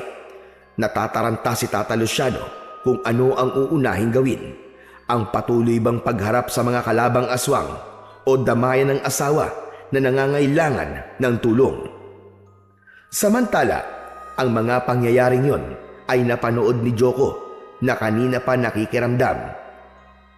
Kaya nang makitang nasa delikadong sitwasyon ang dalawang matanda at kailangan ng tulong ang kanyang Lola Caridad, ay lumabas na ng kanyang pinagtataguan ang bata. Wala kayong masamang gagawin sa lolo at lola ko! Joko, apo! Andiyan ka lang naman pala, bata. Pinahirapan mo pa si Pablito sa paghahanap at ang lakas ng loob mong harapin kami. Oo, dahil hindi ako natatakot sa inyo! Habang dinadamayan ni Tata Luciano ang asawa na nahihirapang huminga, ay agad na inihagis ng matandang lalaki kay Joko ang buntot ng pagi. Apo, yan ang gamitin mo. Mas magiging malakas ang bisa niyan kapag ikaw ang siyang gumamit dahil sa bertud na taglay mo. Agad namang sinaluyon ng bata at mabilis na ipinaikot-ikot sa ere. Tila lumikha ito ng ugong na waring tunog ng buhawi habang pinapaikot at iminawasiwas ni Joko sa ere ang buntot ng pagi. Sa kabuong lakas na hinagupit patungo sa katawan ng dalawang aswang. Malakas ang palahaw ng mga ito, ngunit sadyang hindi magpapatalo ang mga aswang. Sa pilitang inaagaw ng aswang na si Medrano ang buntot ng pagi na hawak ni Joko. Ang aswang naman na si Pablito ay hindi gaanong makakilos dahil sa pagkakasilo at nakapalupot sa katawan niya na lubid. Maya-maya pa ay may narinig silang malakas na tila ugong at nakakasindak na ingay mula sa labas ng lumang bahay. Pagkagulat at pagtataka ang rumihistro sa muka nila Tata Luciano, maging sa batang si Joko. Samantalang naging maaliwalas at malaking ngiti ang agad na lumitaw sa muka ng aswang na si Medrano. Nariyan na sila! Dumating na sila! Anong dumating at sinasabi mong hayop ka? Ha? Napakaraming aswang ang dumating, Lolo! Sila ang mga aswang na umatake sa aming tribo! Aba, napakarami nga nila! Lolo Luciano, matutulungan po ba ako ng medalyon laban sa napakaraming aswang na yan? Apo, manalig ka sa itaas at magtiwala ka sa bisa ng bertud na taglay mo. Opo, Lolo. Gagawin ko po. Higit pang pinagbuti ni Joko ang pagharap sa napakaraming aswang. Palundag-lundag at buong lakas niyang hinahagupit ang mga halimaw. Mabilis ang kilos ni Joko, subalit tila hindi nauubos ang mga aswang na umaatake sa kanya. Tignan natin kung hanggang saan ang yabang mo, bata, kung magagawa mong ang lipulin ng mga kapanalig kong aswang. Nagpunta sila dito dahil kanina'y tinawagan ko sila para ako ay kanilang tulungan. Apo, sige lang, huwag kang titigil. Lumaban ka lang para rin yan sa iyong kaligtasan. Luciano, aga po natin. Baka mapahamak siya. Hindi siya pababayaan ng bertud, Caridad. Magtiwala tayo sa magagawa niya kay Joko. May mga napapatay na aswang si Joko gamit ang sandatang buntot ng pagi. Kaya lamang, nahihirapan na rin siya sa dami ng mga kampon ng kadiliman na nagtutulong-tulong. Hindi ako dapat sumuko. Kailangan ko maubos sa mga aswang na ito. Malaki ang kasalanan nila sa aking mga katribo. Sila ang mga aswang na umatake at pumatay sa mga kalahi ko. Habang napapanood nila Tata Luciano at Nana Caridad ang mga pangyayari, ay abot-abot ang kaba nila, lalo na kapag nasasaktan si Joko. Luciano, parang hindi nauubos sa mga kalaban niya. Caridad, humawak ka na maigpit sa mga palad ko. Aba, bakit, Luciano? Tatawag tayo sa poong may kapal para makialam siya at tulungan si Joko. May magagawa din siya para sa bertud na taglay ng ating apo.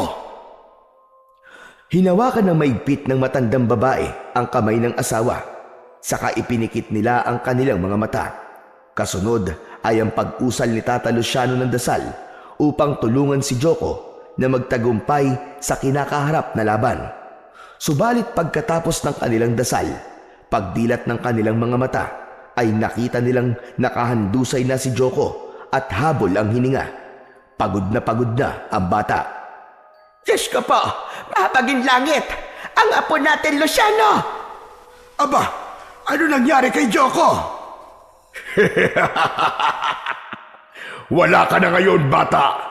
Matutuluyan ka na ngayon at saka kita iaalay. Joko, apo! Bumangon ka! Tumayo ka, apo! Kailangan mong lumaban! Bigla na lamang may lumitaw na malamlam na liwanag. Nagmula yon sa suot na medalyon ng bata. Ang kakaibang kulay ng liwanag ay bumalot sa katawan ni Joko. Unti-unting tinunaw ng liwanag ang suot-suot na t-shirt ng bata. Kaya lumantad ang katawan ni Joko na nabuburdahan ng mga tato ng mga mababangis na hayop. Kasunod noon ay ang paglitaw ng kung anong imahe na gumagalaw. Nabuo ang imaheng gumagalaw na galing sa katawan ni Joko. Nagkaroon ng buhay ang isa sa mga tato ng bata. Nabuhay ang tato na isang kobra, na isang makamandag na ahas. Ito ang umatake sa mga aswang na naroroon. Kasunod ay ang isa pang tato ang nabuhay. Isang leon naman yun at inatake rin ang mga aswang. Sinundan ng tato na tigre na nagkaroon din ng buhay. Maging ang buhayan na tato ay umalis din sa katawan ng bata at nagkaroon ng buhay. Ang pinakahuli ay ang tato na isang ibong agila. Nagkaroon din ito ng buhay at lumipad ng paikot-ikot sa itaas at biglang sumisid pa ibaba upang atakihin din ang ibang mga aswang. Dinagit nito ang aswang at inililipad saka inihuhulog mula sa itaas. Kaya hindi lang isa kundi 5 mababangis at matitikas na hayop ang naging katulong ni Joko sa pag-atake sa mga kampon ng kadiliman. Nayanig naman at hindi maintindihan ng mga aswang ang gagawin nila dahil hindi nila kaya ang mga hayop na ngayon ay umaatake sa kanila. Hindi rin makapaniwala si Medrano sa kanyang mga nakikita. Hindi rin niya maunawaan kung paano nangyari ang lahat ng yon. Paanong ang mga tato ng bata ay nagkaroon ng buhay at umatake sa mga aswang na kalahi niya. Nagpatuloy ang sagupaan ng mga aswang at ng mga hayop. Hindi sila tumitigil hanggat hindi nauubos ang mga halimaw na naroroon. Nang matalo ang mga dumating na aswang, ay nanatiling kalmado lang at nasa isang tabi ang mga hayop na mula sa tato ni Joko. Hindi mawari ni Medrano at Pablito na noon ay nasa anyo na ng pagiging tao kung ano ang kanilang gagawin. Alam nilang wala na silang kawala ng mga sandaling yon. Nagtangka pang tumakas ang dalawa, subalit biglang lumundag sa daraanan nila ang galit na leon. Umaatungal ito at nakabuka ang malaking bibig, kaya napaurong ang dalawa. Amo, lagot na! Wala na tayong kawala ngayon! Baka gawin tayong pagkain ng leon na yan! Kasalanan mo ito, Pablito! Kasalanan mo! Aba, amo! Kasalanan ko pa talaga! Oo, dahil inutil ka! Hinayaan mo matakasan ka ng bata! Tignan mo ngayon ang nangyari! Hoy, mga hunghang! Huwag na kayo magsisihan! Lolo Luciano, ang galing! Ito po naging bisa ng bertud na ipinahiram niyo po sa akin. Tama ka, Apo. Hindi ko rin nakalain na kakaiba magiging bisa ng bertud sa'yo. Ngayon po ay naiintindihan ko na kung bakit kahit maliit pa po ako ay tinatuan na po ako ni Ama ng mga mababangis na hayop dahil sila pala magiging tagapagligtas ko. Upang hindi makatakas sina Medrano at Pablito, ay lumapit sa kanila si Tata Luciano at iginapos ang mga ito gamit ang lubid. Maigpit silang itinali. Nagpupumiglas naman ang dalawang aswang dahil sa kakaibang hapdi na dulot ng lubid. Sa bawat pagdampinon sa kanilang katawan ay tila napapaso sila. Saglit pa ay isa-isa nang naging puting usok ang mga hayop na tumulong kay Joko. Pumailan lang ang puting usok at pumasok yon sa katawan ng bata. Pagkadakay, nagbalik ang mga tato ng hayop sa katawan nito. Subalit ang natirang puting usok ay nagpaikot-ikot sa harapan ni Tata Luciano, Nana Caridad at Joko hanggang unti-unti itong nagkaroon ng imahe. Imahe ng mga taong kilalang-kilala ni Joko. Nagpakita kay Joko ang espiritu ng kanyang mga mahal sa buhay na pinatay ng mga aswang sa kanilang tribo. Nanlaki ang mga mata ng bata. Hindi siya makapaniwala sa mga espiritu na nasa harapan niya. Naluluha na binanggit isa-isa ng bata ang mga ito. Ama, Ina, Apo Tarim, Kuya Saldi, at Kuya Rima. Kayo po ang mga hayop na tumulong sa akin. Oo anak, ang espiritu namin ang nasa katawan ng mga hayop na tumulong sa'yo laban sa mga aswang. Tinawag ang aming espiritu, anak, ng isang mahiwagang tinig at isinama kami dito upang tulungan ka. Ang bisa ng bertud, siya ang tumawag sa espiritu ng mga mahal mo sa buhay, Joko, para tulungan ka. Lolo Luciano, hindi pa rin po ako makapaniwala na makikita ko po ulit ang mga mahal ko sa buhay. Kahit espiritu na po sila. Anak, kahit wala na kami, hinding-hindi ka pa rin namin iiwan. Lalo na ngayon naglalakbay ang aming mga espiritu at hindi pa nakakatawid patungo sa aming destinasyon. Kaya habang naririto pa kami, anak, hinding-hindi ka namin pababayaan. Mananatili kaming gabay mo sa anumang oras. Masaya kami na may mga taong kumukup sa iyo at totoong nagmamahal. Alam naming totoong ipinapakita sa iyong pagmamahal ng Lolo Luciano mo at Lola Caridad mo. Opo, Ama. Alam ko po mahal na mahal po nila ako. Kahit buhay po nila, ay itataya po nila para sa kaligtasan ko. Kaya naman, anak, pakamahalin mo rin sila, katulad ng pagmamahal mo sa amin ng iyong ama. Anak, magpakabait ka at huwag mong kalilimutan na mahal ka namin. Pagkatapos nun ay nagpaalam na ang mga espiritu ng pamilya ni Joko. Umagos ang luha sa mga mata ng bata.